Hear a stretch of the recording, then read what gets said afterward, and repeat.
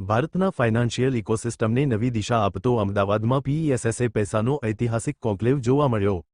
અમદાવાદના Ahmedabad management association campus સ્થિત જેબી auditorium ખાતે પ્રોફેશનલ્સ એક્સેલન્સ સેતુ એસોસિએશન દ્વારા આયોજિત ફાઇનાન્શિયલ પ્રોફેશનલ્સ કોન્ક્લેવ 2026 સફળતાપૂર્વક યોજાયો હતો।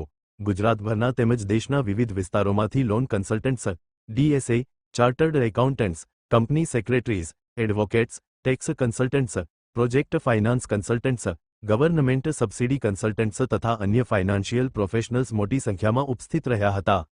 આ કોન્ક્લેવનો મુખ્ય હેતુ ફાઇનાન્શિયલ પ્રોફેશનલ્સને એક મજબૂત, વિશ્વસનીય અને મૂલ્ય આધારિત પ્લેટફોર્મ પર જોડવાનો, વ્યાવસાયિક સહયોગ વધારવાનો તથા ઉદ્યોગના ભવિષ્ય માટે એક સશક્ત ઇકોસિસ્ટમનું નિર્માણ કરવાનો હતો। Report by Ashwin Limbachiya, Ahmedabad.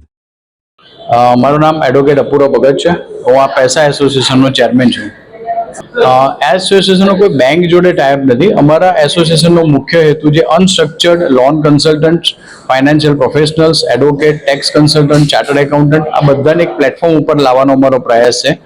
અને એની જોડે જોડે અમે લોકો એક સિટીઝન્સને પણ સારું એવું માર્ગદર્શન આપી શકીએ, ફાઇનાન્શિયલ સર્વિસીસની અંદર અમે એક બહુ મોટું યોગદાન આપી શકીએ એવો પ્રયત્ન અમે લોકો કરી રહ્યા છીએ। અમારી જે બોડી છે ને એની અંદર દરેક ફાઇનાન્શિયલ સર્વિસીસના એક્સપર્ટ છે। જેવું કે હું મારી વાત કરું તો હું સિન્સ 24 વર્ષથી ક્રેડિટ બ્યુરો રિલેટેડ કામ કરી રહ્યા છીએ અમે લોકો, કે જે લોન લેવા માટે સિબિલ રિપોર્ટ હોય છે એની ઉપર અમે કામ કરી રહ્યા છીએ।